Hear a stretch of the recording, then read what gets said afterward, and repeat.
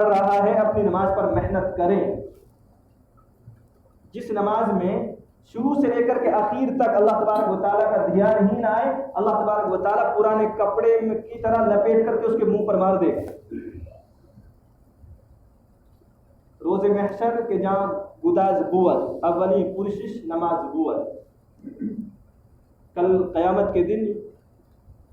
یوم محشر میں سب سے پہلے نماز کے بارے میں سوال کیا جائے گا. سب سے پہلے نماز کے بارے میں سوال ہوگا, اور نماز اگر صحیح ہوگی تو اللہ تبارک و تعالیٰ کہیں گے کہ اس کی نماز صحیح ہے تو اس کے اخلاق بھی صحیح ہوں گے, یہ باحیا بھی ہوگا, پھر یہ اپنے کاروبار بھی صحیح کرتا ہوگا, کہ اس کو جنت میں بھیج دو, اس کے روکنے کی ضرورت نہیں. اور اگر نماز صحیح نہیں نکلی تو اللہ تبارک و تعالیٰ فرمائیں گے وَقِفُوهُمْ إِنَّهُمْ مَسْئُولُونَ, کہ اس کو روک لو, اب اس سے اچھی طرح سے جانچ پڑتال ہوگی, اب اس سے سوال کیے جائیں گے ہر چیز کے بارے میں. تو جس کی صرف نماز صحیح ہے اللہ تبارک و تعالیٰ اس کے بارے میں فیصلہ کرتے ہیں کہ یہ با اخلاق انسان ہوگا, اس کے اخلاق بھی اچھے ہوں گے, یہ اپنے ماں باپ کی عزت بھی کرتا ہوگا, یہ دوسروں کے حق بھی ادا کرتا ہوگا, یہ با حیا ہوگا, بے حیا نہیں ہوگا. اور جس کی نماز صحیح نہیں ہوگی تو اللہ تبارک و تعالیٰ کہیں گے کہ اس کی نماز صحیح نہیں ہے, تو پھر یہ اس کے اندر اخلاق بھی نہیں ہوں گے, پھر یہ اپنے والدین کی عزت بھی نہیں کرتا ہوگا, کہ پھر یہ ناطوں میں بھی کمی کرے گا.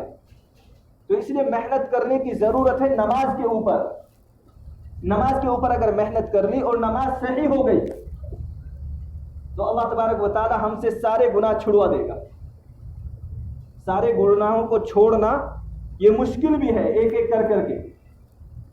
اور یہ بہت ٹائم بھی لگے گا کہ بھئی آج میں نے چلو جھوٹ بولنے پہ ارادہ کرتا ہوں کہ جھوٹ نہیں بولوں گا, آج یہ گناہ چھوڑ دیا. کل کو بھئی چلو اس کو دیکھتے ہیں, ایک ہفتے تک جھوٹ نہیں بولیں گے, ایک مہینے تک, اس کے بعد دوسرے گناہ کا نمبر لگائیں گے کہ اب غلط نہیں دیکھیں گے, اس کے بعد تیسرے گناہ کا. تو ایسے تو پتہ چلا مر کے چلا گیا, اس کے گناہ ہی نہیں ختم ہوئے, وہ اپنے گناہوں کو سدھار ہی نہیں پایا, ختم ہی نہیں کر پایا. اور ایک آسان سا طریقہ کہ آدمی نماز صحیح کر لے, اللہ تبارک و تعالیٰ باقی گناہوں کو ویسے ہی چھوڑوا دے. اتنا آسان طریقہ اللہ تبارک و تعالیٰ نے بتا دیا کہ ان الصلاۃ تنہی عن الفحشاء والمنکر, کہ نماز اللہ تبارک و تعالیٰ نے دی ہی اس لیے تاکہ برائیوں کو چھڑوا دیں. اور اگر کسی انسان کی نماز اس کی برائیوں کو نہیں چھڑواتی ہے تو پھر وہ نماز نہیں ہے. تو اس لیے سب سے زیادہ ضرورت اگر کسی چیز کی ہے تو وہ یہ کہ ہم نماز پر محنت کریں. ہم نماز میں کیا پڑھ رہے ہیں, اللہ تبارک و تعالیٰ سے کیا مانگ رہے ہیں, اس کا ہمیں احساس ہو, ہمیں پتہ ہو کہ ہم نماز میں کیا پڑھ رہے ہیں. دعا مانگ رہے عربی میں سجدے کی دعا ہے,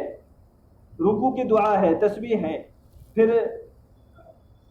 قوما یعنی رکوع سے کھڑا ہونے کے بعد اور دونوں سجدوں کے درمیان ہم کیا پڑھ رہے ہیں, کون سی دعا پڑھ رہے ہیں. تشہد میں بیٹھے ہیں تو درود شریف کے بعد کون سی دعا پڑھ رہے ہیں.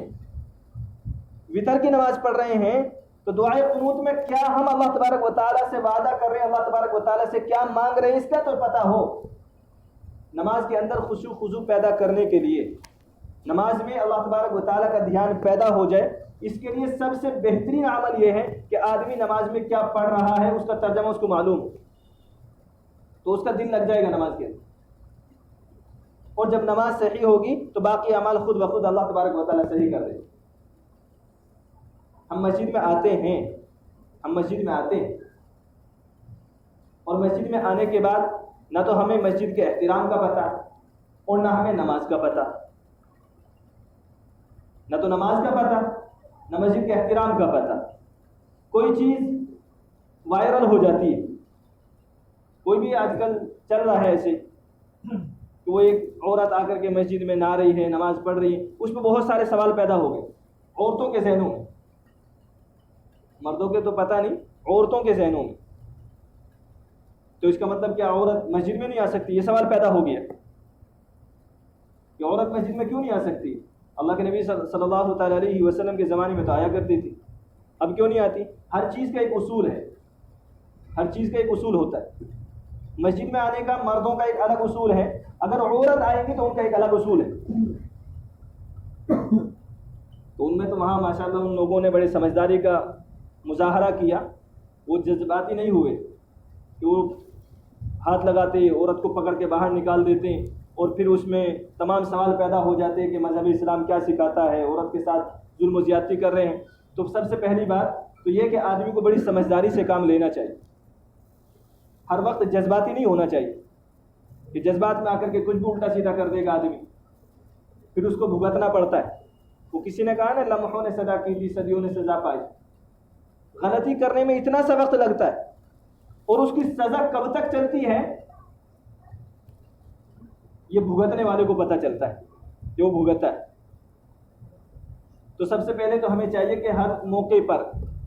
اپنی سمجھداری کا مظاہرہ کرنا چاہیے، اپنی عقل لگانی چاہیے کہاں کس چیز کی ضرورت ہے۔ دوسرا جو سوال پیدا ہوتا ہے کہ مسجد میں عورتیں نہیں آ سکتی، اللہ کے نبی صلی اللہ تعالیٰ علیہ وسلم کے زمانے میں تو آیا کرتی تھی، آ سکتی ہیں، لیکن حضرت عائشہ رضی اللہ تعالیٰ عنہ اللہ کے نبی صلی اللہ تعالیٰ علیہ وسلم سے دنیا کے جانے کے بعد کے الفاظ یہ ہیں کہ اگر آج اللہ کے نبی صلی اللہ تعالیٰ علیہ وسلم موجود ہوتے کہ آج کے ماحول کے حساب سے اللہ کے نبی صلی اللہ تعالیٰ علیہ وسلم خود منع کر دیتے عورتوں کو کہ گھر میں نماز پڑھو۔ پھر بھی اگر کوئی عورت مسجد میں آتی ہیں، جیسے یہاں بھی آ جاتی ہے بعض عورت، جیسے وہ ہاسپٹل وغیرہ میں آتی ہے تو نماز پڑھنے کی جگہ نہیں مل پاتی ہے تو یہاں آ جاتی، تو ان کے لیے الگ سے جگہ ہوتی ہے مسجد میں کہ ان کو چاہیے کہ وہاں نماز پڑھے نہ کہ یہاں کر کے نماز پڑھے۔ مسجد سے جو باہر کا حصہ ہوتا ہے تو چاہیے کہ اگر کسی کو نماز پڑھنی ہے اپنی آ کر کے جگہ کی مجبوری کی وجہ سے تو اس کو چاہیے کہ وہ الگ سے نماز پڑھے۔ تو ہر چیز کا ایک اصول ہوتا ہے، تو ہماری جو سب سے پہلی محنت ہونی چاہیے وہ ہماری نماز کو صحیح کرنے کی ہونی چاہیے۔ ہماری نماز صحیح ہو جائے، ہم نماز میں کیا مانگ رہے ہیں اللہ تبارک و تعالیٰ سے، اور نماز کے باہر جب ہم اللہ تبارک و تعالیٰ سے دعا کرتے ہیں تو ہماری دعا میں ہم حاضر و ناظر رہیں، ہمیں پتہ ہو کہ ہم اپنے رب سے کیا درخواست کر رہے ہیں، ہم اپنے رب سے کیا مانگ رہے ہیں۔ بے دھیانی میں دعا کریں گے نہ تو وہ دعا ہے نہ وہ پوری ہوگی۔ بے دھیانی میں دنیا والوں سے مانگو تو دنیا والا نہیں دے گا کہ بھائی دیکھ ادھر رہا ہے سوال مجھ سے کر رہا ہے، یار دماغ میں کچھ سوچ رہا ہے اور مان کچھ زبان کچھ بول رہی ہے، تو یہ اللہ تبارک و تعالیٰ کا تحمل ہے کہ وہ برداشت کر رہا ہوتا ہے کہ ہمیں پتہ بھی نہیں ہم کیا مانگ رہے ہیں اور اللہ تبارک و تعالیٰ پھر بھی دیے جا رہا ہے۔ یہ تو اللہ تبارک و تعالیٰ کا تحمل ہے، برداشت ہے۔ تو سب سے پہلے اگر ہم چاہتے ہیں کہ گناہ ہم سے چھوٹ جائے تو اس کے نماز میں محنت کریں، نماز کو صحیح کر لیں، اللہ تبارک و تعالیٰ اس کے گناہوں کو چھڑوا دے۔ اگر نماز صحیح نہیں ہوئی تو گناہ نہیں چھوٹے گی۔ کل قیامت کے دن اللہ تبارک و تعالیٰ نماز ہی کے بارے میں سب سے پہلا سوال ہوگا کہ اگر نماز صحیح ہے تو اللہ تبارک و تعالیٰ کہہ دے گا اس کو جانے دو جنت میں، کہا اس کا باقی سب کچھ صحیح ہے،